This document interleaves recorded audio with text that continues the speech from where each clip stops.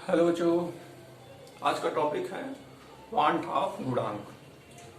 Want of गुणांक को समझने से पहले हम लोग जो पहले के वीडियोज हैं उनको देखेंगे। देखने का मतलब है कि जो हमने वीडियो बनाया है उसको एक बार आप लोग देख लीजिएगा। बहुत पहले मैंने अणुसंख्य गुण पढ़ाया है आपको। अणुसंख्य गुण जो होते हैं कुल 4 प्रकार के अणुसंख्य गुण आपको बताया गया है, जिसके 4 फार्मूले भी आपको मिले हैं। उन चारों फार्मूलों को यहाँ पे मैंने लिखा है। 4 फार्मूले में से ये पहला, ये दूसरा, ये तीसरा और ये चौथा। कुल 4 फार्मूले आपको इसके पहले वाले वीडियोज में जो अणुसंख्य गुणधर्म वाला वो टॉपिक है उसमें सारा चीज बताया गया है।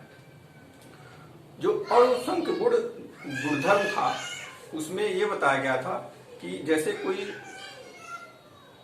पदार्थ हम लोग जल में डालते हैं और जल में डालने के बाद देखते हैं कि उसका वेपर प्रेशर कम होता है या अधिक होता है। उसके आधार पर कुल 4 प्रकार के अणुसंख्य गुण देखने को मिलते हैं।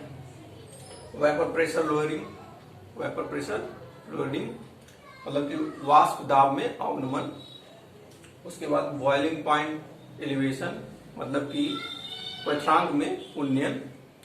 फिर हिमांक में अवनमन।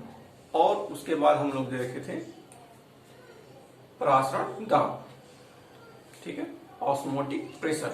ये 4 अणुसंख्य गुण हम लोग देखे थे।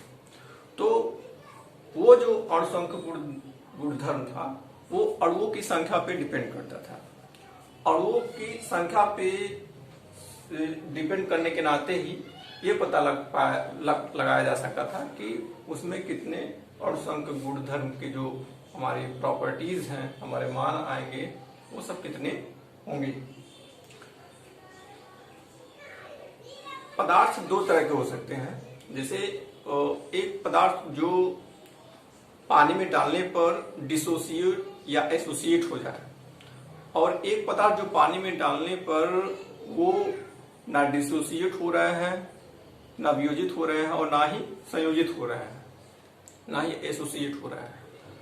तो ऐसे पदार्थ 2 तरह के पदार्थ कह सकते हैं कि पानी में डालने पर या तो भाई टूट सकते हैं या नहीं टूटते हैं। 2 तरह के हो सकते हैं, या जुड़ सकते हैं या नहीं जुड़ सकते हैं। तो जुड़ने वाले और टूटने वाले को एक श्रेणी में रखा गया है और न जुड़ने वाले न टूटने वाले को एक श्रेणी में रखा गया है। मतलब कि अगर कोई भी पदार्थ पानी में उसको डालते हैं और पानी में जाकर के मोलों की संख्या या उसके कणों की संख्या उतनी ही रहती है, तो उस टाइम पे जो हमारा अणुसंख्य गुणधर्म का जो प्रॉपर्टीज होगी, जो फार्मूला हम लोग यूज करेंगे उस पर वो इस फार्मूले का यूज होगा। और अगर कोई पदार्थ ऐसा हम लोग पानी में, वाटर में या किसी और चीज में विलायक में डालते हैं जिससे कि वो डिसोसिएट या एसोसिएट हो रहा है, मतलब कि टूट रहा है या संयोजित हो रहा है, तो उस समय इस फार्मूले का प्रयोग करेंगे, लेकिन थोड़ा सा मॉडिफाइड फॉर्म में। और मॉडिफाइड फॉर्म क्या होगा? मॉडिफाइड फॉर्म होगा वांट ऑफ फैक्टर। मतलब वांट ऑफ फैक्टर जो है वो ये बताएगा कि जो बिलियन में पार्टिकल्स है उसकी संख्या, उसके अणुओं की संख्या कितनी है, ये बताएगा। क्योंकि अगर कोई पदार्थ हम डालते हैं विलायक में, अगर टूट जाता है और टूट करके या एसोसिएट करके उसकी संख्या में कमी बेसी आती है, तो वो कौन बताएगा? वांट ऑफ फैक्टर बताएगा। तो इसीलिए अब इसमें मल्टीप्लाई करेंगे हम लोग आई का, सब में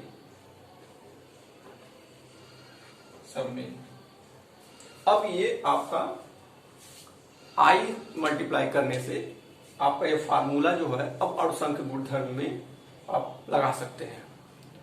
अब ये किसके लिए? ये उन्हीं पदार्थों के लिए फार्मूला लगेगा जो विलयन में मतलब डालने पर, विलायक में डालने पर डिसोसिएट या एसोसिएट हो रहे हैं, मतलब टूट रहे हैं या जुड़ रहे हैं।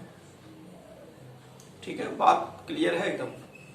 ये फार्मूला आई का मान तभी प्राप्त किया जा सकता है जब विलयन में पदार्थ को डालने पर टूट रहा हो या संयोजित हो रहा है। जैसे एग्जांपल के रूप में NaCl को लेते हैं और ग्लूकोज को लेते हैं। ग्लूकोज के मॉलिक्यूल जो होते हैं, ग्लूकोज जो होता है वो उसका फार्मूला होता है C6H12O6।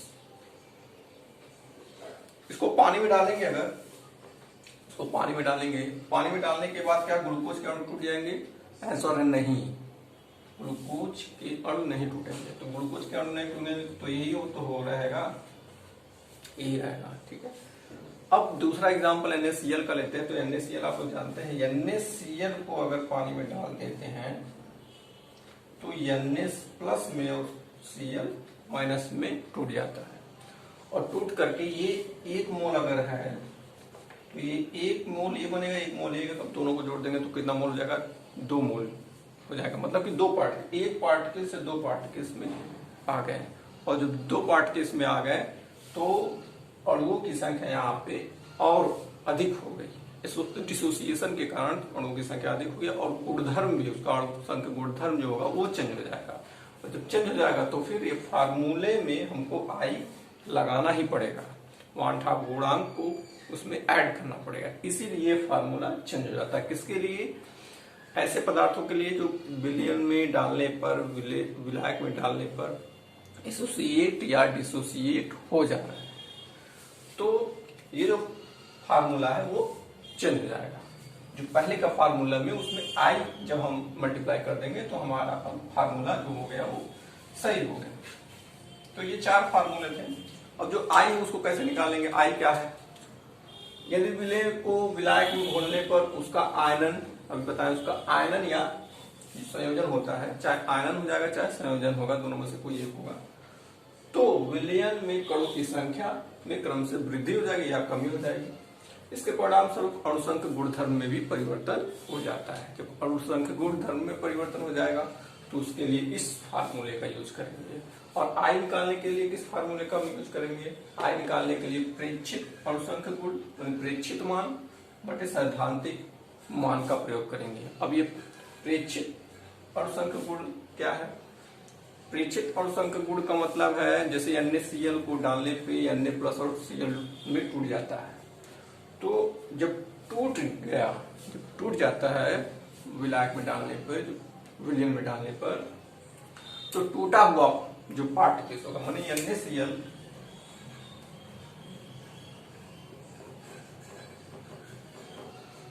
अगर ये 1 मोल है, ये 1 मोल, ये 1 मोल, 1 मोल है तो 1 मोल ये भी बनेगा, 1 मोल ये भी बनेगा। तो उस समय ये प्रेक्षित 1 मोल ये, 1 मोल ये प्रेक्षित अणुसंख्य गुण होगा, और ये सैद्धांतिक अणुसंख्य गुण, मतलब जो टूटने के पहले का मान होगा वो सैद्धांतिक अणुसंख्य गुण में रहेगा, और टूटने के बाद का जो हम लोग को वैल्यू मिलेगी वो प्रेक्षित अणुसंख्य गुण में रहेगा। इस तरीके से अब दूसरा एक फार्मूला, संयोजन वियोजन के पश्चात कणों की संख्या, संयोजन के पश्चात या वियोजन के पश्चात ये संख्या उसको ऊपर रखेंगे, और संयोजन और वियोजन से पूर्व कणों की संख्या, मतलब इधर वाला जो होगा वो नीचे रखेंगे, तो आपका वैल्यू आ जाएगा। मान लें इसी में वैल्यू अगर पता करनी हो आपको तो क्या होगा? यहाँ पे 2 रखेंगे, आई का मान निकालना 2/1, कितना आ जाएगा? 2। तो आई का मान 2 है, 2 में मल्टीप्लाई कर देंगे, हो जाए। तो इस तरीके से हम लोग 1/2 गुणांक का प्रयोग करते हैं, और उस 1/2 गुणांक का अप्लाई किस में करेंगे? अणुसंख्य गुण धर्म में करेंगे। जो पहले से फार्मूला आपका बना हुआ है उसमें आई केवल मल्टीप्लाई करनी है। आपका 4 नए और फार्मूले आ गए, और आई का फार्मूला एक अलग से है। आई का फार्मूला कैसे आएगा? आई का फार्मूला जो संयोजन और वियोजन हो रहा है उसके कणों की टूटने के बाद की संख्या लेंगे, और बटे कर देंगे टूटने के पहले या संयोजित होने के पहले की जो संख्या होगी, कणों की संख्या बटे में रहेगी। इस फार्मूले का यूज करके आप लोग बहुत सारे क्वेश्चंस हल कर सकते हैं, क्वेश्चन हल करने का भी प्रयास भी करेंगे। तो मेरे ख्याल से ये वांट ऑफ फैक्टर आपको समझ में आया होगा। बहुत ही आसान है, कुछ नहीं करना है। आई केवल याद रखिएगा, वांट ऑफ फैक्टर आई जो है वो सिर्फ और सिर्फ ऐसे पदार्थों के लिए, ऐसे पदार्थ एग्जाम्पल के लिए जो विलयन में डालने पर डिसोसिएट या एसोसिएट होते हैं। ध्यान रखिएगा, अगर परिवर्तन नहीं हो रहा है विलयन में और बाहर, उसके बाहर जो पदार्थ है विलयन में भी कणों की संख्या उतनी है, पहले भी कणों की संख्या उतनी है, तो वो क्वांट ऑफ फैक्टर की यहाँ पे आवश्यकता नहीं है। लेकिन जैसे ही वियोजन या डिसोसिएशन होता है, संयोजन होता है, तो उस समय वांट ऑफ फैक्टर की आवश्यकता होगी। और वांट ऑफ फैक्टर का फार्मूला ये है, इस फार्मूले से आप निकालेंगे आई का मान और इसमें अप्लाई कर देंगे, आपका अनुसंक गुणधर्म का जो भी मान होगा वो आ जाएगा। तो आज की वीडियो में वांट ऑफ फैक्टर गुणांक में यहीं तक। नेक्स्ट वीडियो के लिए थैंक यू वेरी मच।